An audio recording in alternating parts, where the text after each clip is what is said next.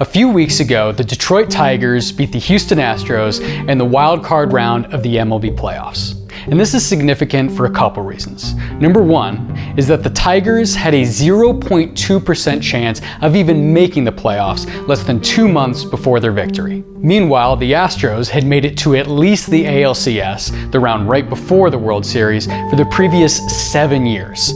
So this is a real David and Goliath story, and David won. On top of that, the Astros closer, Josh Hader, upon whom the Tigers scored their winning runs in the decisive second game, was paid more money this year than the Tigers' entire 26-man wild card round roster. And for the sake of this video, that is the point that's really important. Because the Tigers didn't just luck into making the playoffs and beating the Astros. Granted, they were helped by a late season collapse of the Minnesota Twins, but there was a key strategy they implemented that helped propel them up the standings. A strategy of ingenuity. While the Astros were trying to win by the traditional route of paying really good money to really good players and hoping for really good results, the Tigers tapped into an essential truth. If you don't have the resources to win the game, then change the way that the game is played. And that is exactly what the Tigers and many others have done throughout time. Let's dive in. So first things first, how did the Tigers change the way that the game's played? Well, traditionally in baseball, you have a starting rotation of about 5 pitchers. We'll call them pitchers A through E. Pitcher A will start one game, typically pitching most of the game's innings. Then a reliever will follow him up, and a closer will follow him to close the game out. Pitcher B will start the next game, pitcher C will start the game after that, and so on and so forth, until you get back around to pitcher A. Wash, rinse, repeat. This is the pitching strategy that's been used by major league teams for decades now, including the Astros as well as the Tigers at the start of the season. And if you've got a talented, well-rounded lineup of starting pitchers, the formula works. But aside from the best pitcher in baseball this year, Tarik Skubal, the Tigers did not have quality starting pitchers, and their record showed it. So Tigers manager A.J. Hinch decided to mess with this precious, predictable pitching formula. Beyond Tarik Skubal pitching every 5 or so games, there was virtually no predictability on who the Tigers were going to send out to the mound and when.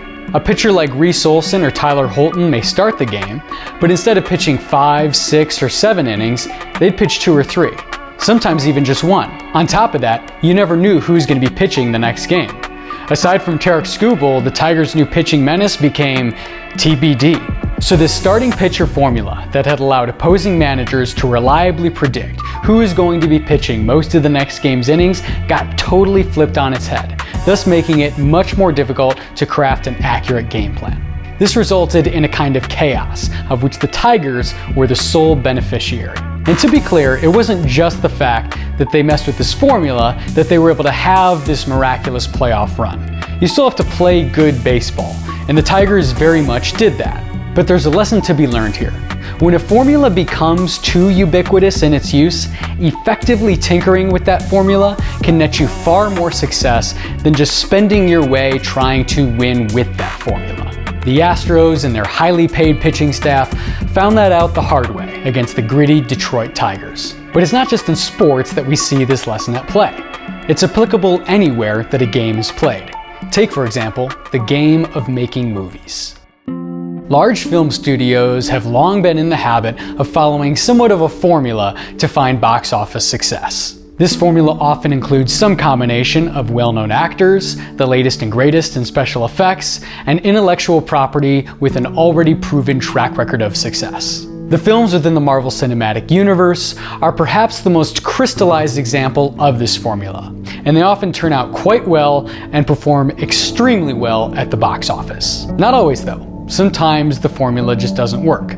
But make no mistake about it, they do what they do better than anybody else. A small studio or an independent filmmaker would be doing themselves no favors trying to make a film that seems like it belongs in the MCU. You see, all those components of box office success that I listed earlier cost a lot of money. You could even say that having a lot of money to finance those films is a prerequisite to their success.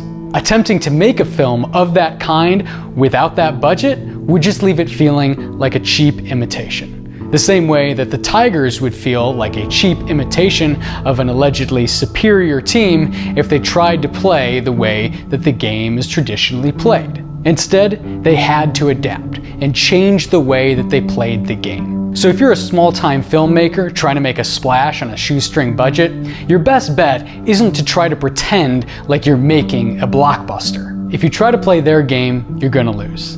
Instead, you should embrace your limitations and find ways to leverage them to your benefit. Don't play their game, change the game that's being played. This is a concept that's worked for small-budget, independent filmmakers such as Oren Peli, the writer and director of the independent feature turned blockbuster smash Paranormal Activity.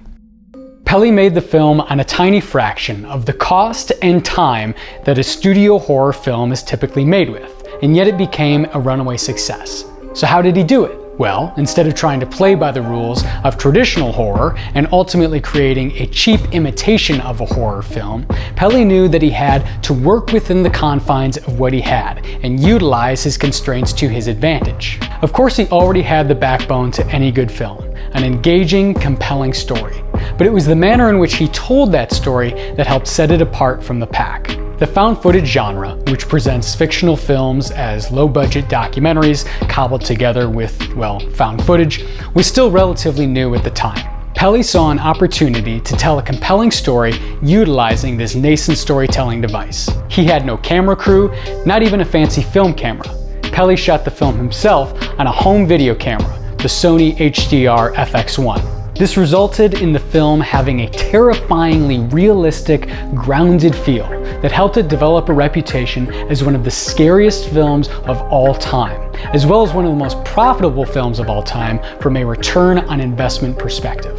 And this didn't happen by playing the traditional rules of the game. It happened by having a really good core idea and finding a way to convey that idea, not just in an outside-the-box way, but in a way that the constraints became strengths. Think about it this way. If a large film studio had shot the film, it likely would not have done as well, because it would have lost that grounded feel that helped make it so successful in the first place. So what have we learned from this? Well, aside from the strange philosophical connection between the 2024 Detroit Tigers and Paranormal Activity, we've learned, hopefully, the value of ingenuity. Now, to be clear, ingenuity will only take you so far. You can't put a subpar idea out there in a really groundbreaking way and expect it to be successful. The Tigers still had to be comprised of really good baseball players, and Paranormal Activity still had to have an inherently compelling story. But if you can have that quality nucleus and find a way to thoughtfully and effectively break through the traditional paradigms, you can do some pretty incredible things. Sometimes more incredible than those with deeper pockets that are still playing by the original rules.